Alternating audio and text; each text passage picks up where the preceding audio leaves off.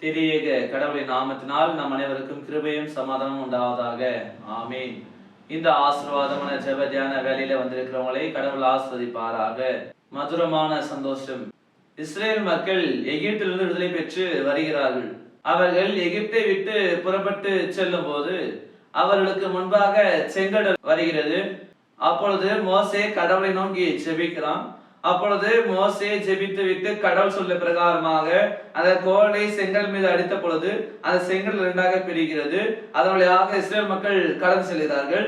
அக்கறைக்கு சென்ற பிற்பாடு கடவுளுக்கு நன்றி சொல்லி துதித்து பாடுகிறார்கள். நன்றி சொல்லிவிட்டு அவர்கள் மீண்டுமாக தமது பயணத்தை துவங்குகிறார்கள். அப்படி போகும் பொழுது அவர்களுக்கு தண்ணீர் இல்லாத ஒரு பஞ்சம் வருது. குடிக்க தண்ணீர் கிடைக்கல. நடந்து கொண்டே இருக்கிறாங்க. தண்ணீர் இல்லாதனால ரொம்ப சோர்ந்து போறாங்க. அப்போ அந்த இஸ்ரேல் மக்கள் என்ன பண்றாங்க? கடவுளுக்கு எதிராக முறுமுறுப்பு செய்யறாங்க. தண்ணீர் இல்லாம நாங்க சாக போறோம், எங்களுக்கு குடிப்பதற்கு தண்ணீரே இல்லை என்று சொல்லி அவங்க சொல்லி கொண்டிருக்கிறாங்க. அப்போ மாறா என்ற இடத்துல வரும்போது அங்க தண்ணீர் இருக்குது. ஆனா அந்த மாறாவின் தண்ணீர் கசப்பா இருந்தது, குடிப்பதற்கு ஏற்றதாக இல்லை. அப்போ மோசே கடல் நோக்கி ஜெபிக்கும் பொழுது ஒரு மரத்தை காண்கிறார். அந்த மரக்கிளை ஒன்றை அந்த தண்ணீர்ல போட்ட உடனே அந்த கசப்பான தண்ணீர் சுவையான தண்ணீராக மாறியது, மதுரமான தண்ணீராக மாறினது. இன்றைக்கு நம்முடைய கசப்பான வாழ்விலும் கூட கிறிஸ்துவின் வழியாக, அவர் சுமர சிலுவையின் வழியாக, சிலுவை பாடு மரணத்தின் வழியாக நம்முடைய வாழ்வை மாற்றுகிறார். நம்முடைய வாழ்வில் சந்தோஷத்தை தருகிறார். அதுவும் மதுரமான சந்தோஷம், முழுமையான சந்தோஷம், நிறைவான சந்தோஷத்தை கிறிஸ்து நமக்கு கொடுக்கின்றவராக இருக்கிறார். சிலுவையில் அறையப்பட்ட கிறிஸ்து கொடுக்கிற பாவ மன்னிப்பை பெற்றுக்கொண்டு, சிலுவையில் நமக்காக சிந்தின ரத்தத்தையும் நமக்காக அடிக்கப்பட்ட அவருடைய சரீரத்தை நாம் பெற்றுக்கொண்டு அவருக்குள்ளாக நாம் வாழுவோம். ஆம் என கண்பார்களே, இன்றைக்கு வேதம் இப்படியாக சொல்கிறது. யாத்திராகமம் 15ஆம் அதிகாரம் 25ஆம் வசனத்தினுடைய முதலாவது பகுதி இப்படியாக சொல்கிறது. மோசே கர்த்தரை நோக்கி கூப்பிட்டான். அப்பொழுது கர்த்தர் மோசேக்கு ஒரு மரத்தை காண்பித்தார். அதை அவன் தண்ணீரில் போட்டவுடனே அது மதுரமான தண்ணீர் ஆயிற்று. ஆம் என கண்பானவர்களே, மோசே ஒரு மரக்கிளையை அந்த தண்ணீரில் போட்ட உடனே அது மதுரமான தண்ணீராக மாறிற்று. இன்றைக்கு சிலுவையில் அறையுண்ட கிறிஸ்துவின் வழியாக நம்முடைய வாழ்வு மதுரமான சந்தோஷமாக மாறிவிட்டது. நாம அவருக்குள்ளாக வாழுவோம்.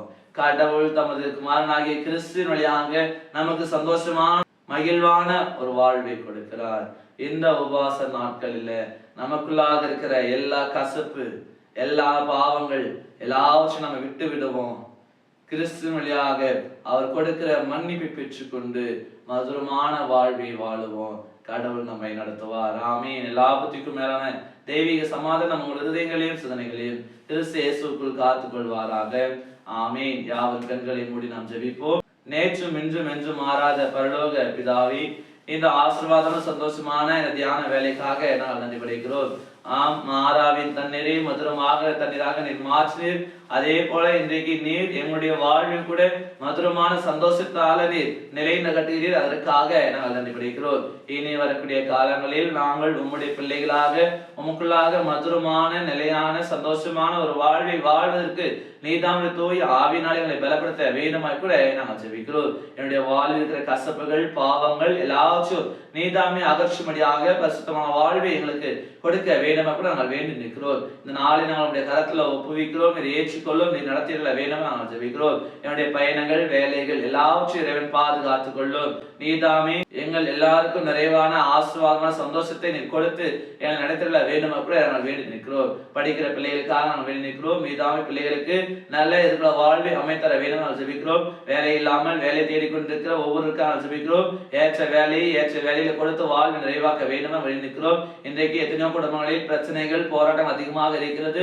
நீதாமே எல்லா குடும்பங்களில் இருக்கிற எல்லா பிரச்சனைகள், எல்லா போராட்டங்கள் எல்லாவற்றையும் மாற்றி போட்டு எல்லா குடும்பங்களுக்கு ஒரு சமானத்தை, ஒரு ஐக்கியத்தை ஏற்படுத்தி கொடுக்க வேண்டுமா கூட நாங்கள் வேண்டி நிற்கிறோம். குடும்பத்தை ஸ்தாபித்த ஆண்டவர் தாமே எல்லா குடும்பங்களை ஆஸ்வதிக்க வேண்டுமா நாங்கள் ஜெபிக்கிறோம். தொடர்ந்து நிலைகளை காத்துக்கொள்ளும், நீர் நடத்தியருளும். மீட்பர் இயேசுவின் திருப்பாதம் பணிந்து ஜெபிக்கிறோம் அன்பின் பிதாவே, ஆமீன். அனைவருக்கும் ஸ்தோத்திரம். கடவுள் உங்களை ஆஸ்வதிப்பாராக. ஆமீன்.